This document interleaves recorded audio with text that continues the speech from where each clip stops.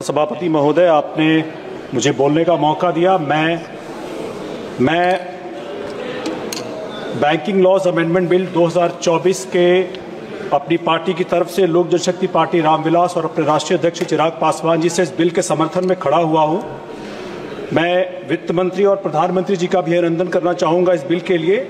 हमारी पार्टी की तरफ से कुछ सुझाव, 5 सुझाव है जो मैं सदन में रखना चाहूंगा और मैं चाहूंगा कि इस पे विचार हो।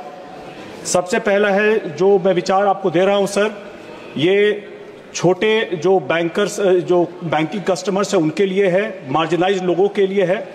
सर मेरा पहला सुझाव है कि मिनिमम बैलेंस चार्जेस जो 250 रुपए से लेकर के लगभग 2500 रुपए तक प्राइवेट बैंक से लेकर के सरकारी बैंकों में लगते हैं, उसके बारे में सोचा जाए, क्योंकि एक बड़ी आबादी है जो इतनी बड़े चार्जेस को, पिनल चार्जेस को सहन नहीं कर सकती है।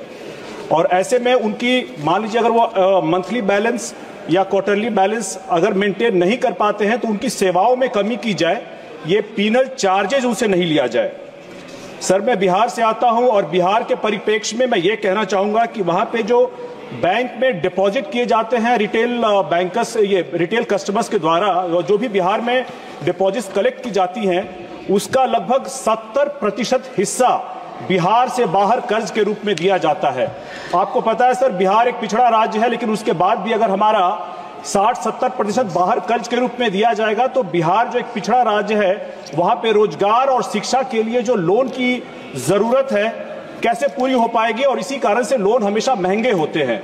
इसी पर मैं तीसरे सुझाव पर आता हूं कि जो वहां एजुकेशन लोन है इसको सस्ता करने के बारे में सोचा जाए। इसमें जो इंटरेस्ट लगता है उसको सस्ता करने के बारे में सोचा जाए, इसको कोलैटरल फ्री किया जाए CGESSC या CGTSSB के द्वारा, या फिर इसमें जो इंटरेस्ट पेमेंट है उसको सबवेंशन या फिर सब्सिडी के रूप में इसको देने के बारे में सोचा जाए।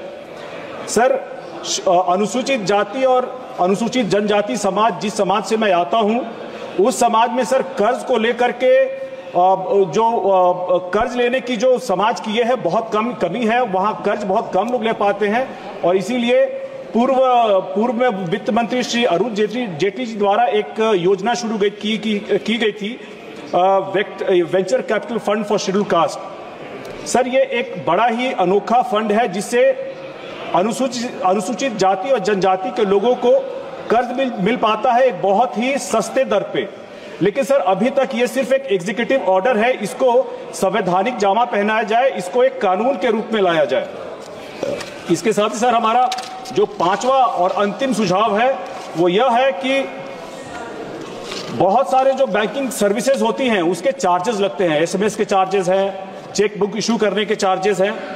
कोर्ट ने भी कई बार टिप्पणियां की है कि बैंक जो है इन सारे चार्जेस को अपने कस्टमर पे न लगाए, लेकिन उसके बावजूद भी बैंक जो है लगातार इस तरह की चार्जेस कस्टमर पे लगाता रहा है, ये कोर्ट की टिप्पणियों की अवहेलना करता रहा है।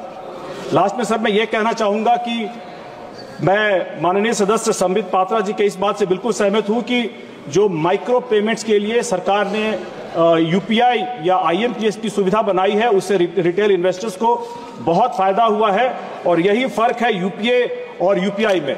धन्यवाद सर।